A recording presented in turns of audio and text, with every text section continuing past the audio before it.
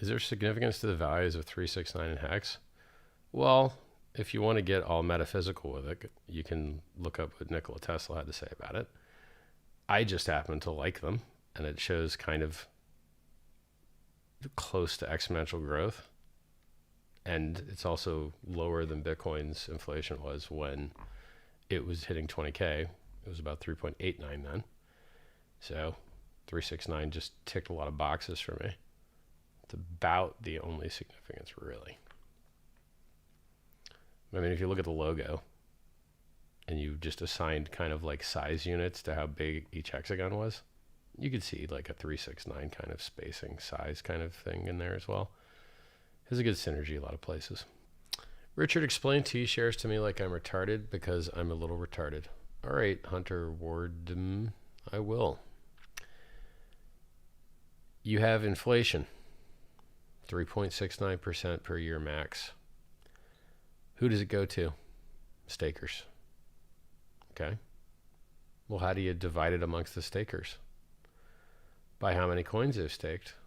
But you see, we have these two little extra things called longer pays better and bigger pays better.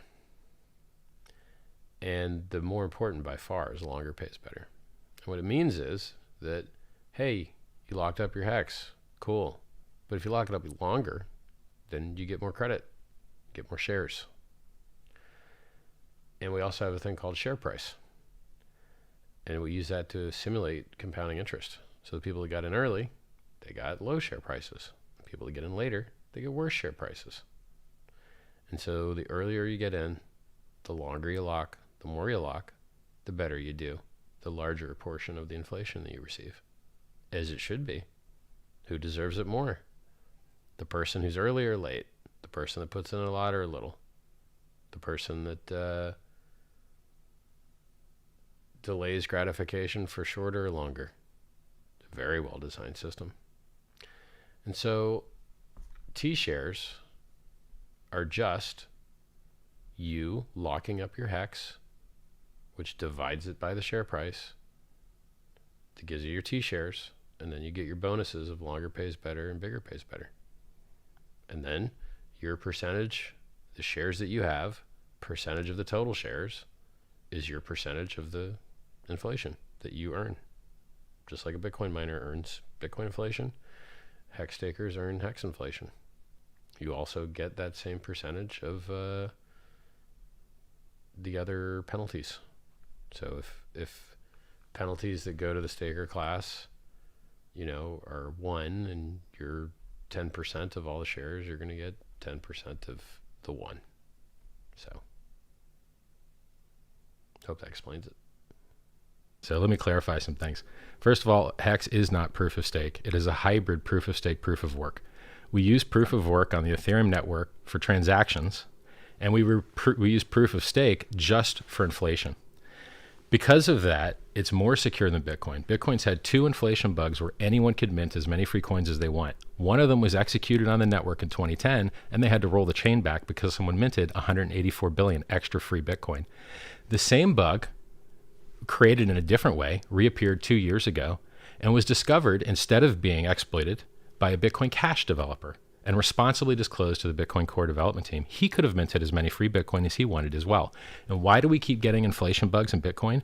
Because it is spaghetti code that is not modular, that has no security audits, that has no written spec, and the wallet code touches the consensus code, touches the networking code. So when you try and improve the network, oopsie, you introduce an inflation bug. It's the most common and vile bug in all of cryptocurrency. XLM has had an inflation bug. Hacker dumped it on the market. Ravencoin had a 10% inflation bug. Hacker dumped it on the market. Bytecoin, Monero, inflation bugs. AVAX, inflation bug. Bitcoin, inflation bugs. You know how you solve inflation bugs? You lock your consensus code in a contract that can never be edited or changed, which is what HEX has done, so that you can improve the network all you want and you don't accidentally introduce an inflation bug.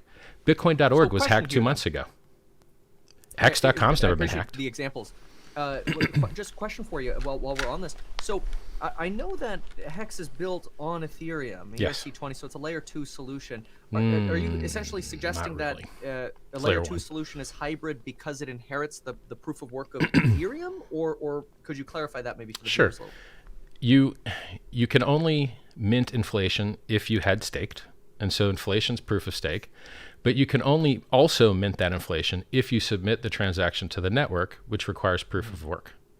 Now, all that will matter a lot less because I've already forked to the Ethereum network and it uses proof of stake, and you can go use the test net right now, and you can see all of your coins that you had on the Ethereum network for free, the world's largest airdrop, by changing one setting in your MetaMask. And then your keys, you don't have to sign up, you don't have to do anything. Your keys already work on my network, and the snapshot was from 2 months ago for testnet.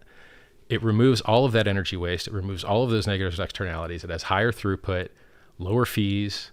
It's amazing, right? So I'm telling you how it works now, but in 2 months, that won't even matter as much. See, like it's unmutable. We can't change it. The only thing we can do is give people free coins on another network, and then new users that on-ramp can choose whether to pay $100 to do a Uniswap swap and $20 to send an ERC20, or they could pay a penny on our network. And I think the penny is a better deal.